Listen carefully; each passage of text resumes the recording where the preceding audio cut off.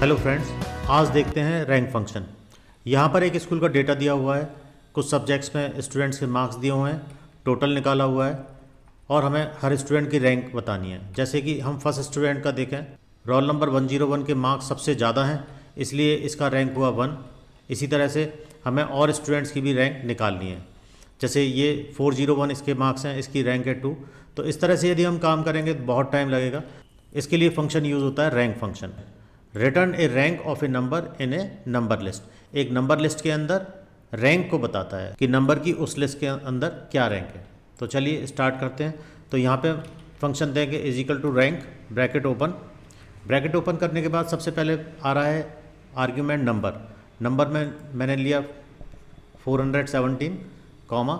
इसके बाद रेफरेंस, ये रेंज मुझे बनानी है, जितने भी नंबर हैं उनकी मैंने रेंज बनाई, कॉमा।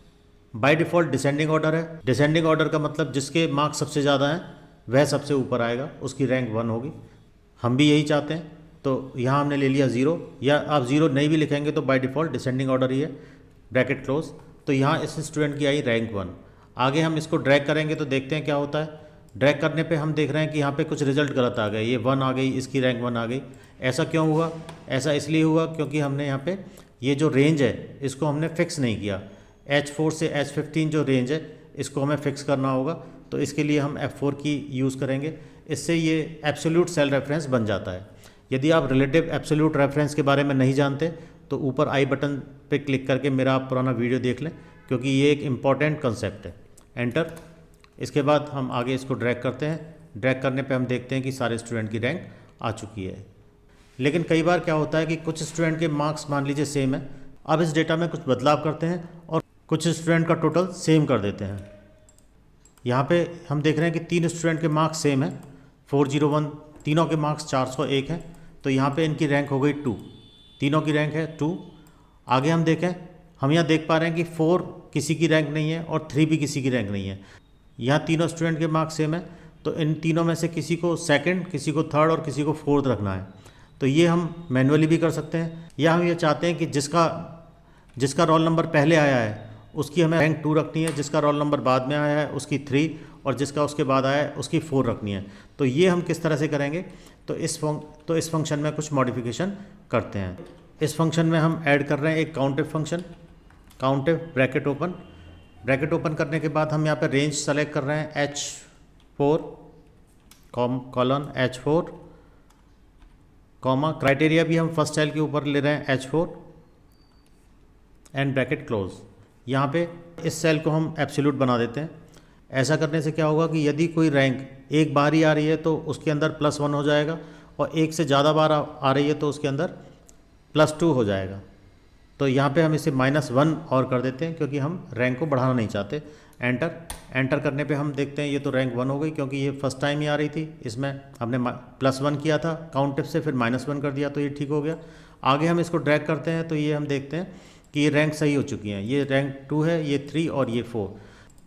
काउंटिव फंक्शन का वीडियो हम पहले ही बना चुके हैं। काउंटिव फंक्शन एक बहुत इंपॉर्टेंट फंक्शन है जिसको हमें अच्छी तरह समझना होता है।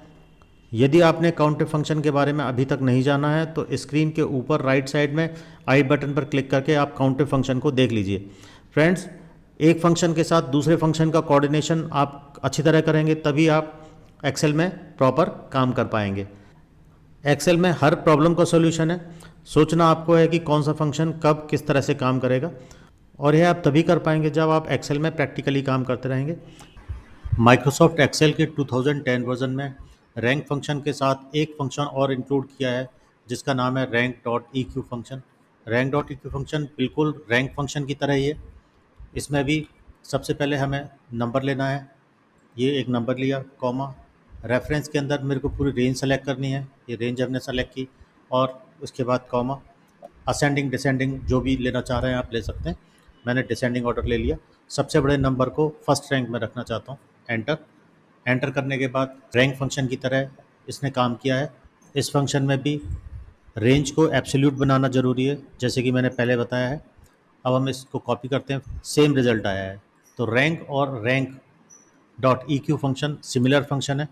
हो सकता है एक्सेल के आगे आने वाले वर्जन में रैंक फंक्शन को हटा के rank dot E Q function को ही इंक्लूड कर लिया जाए।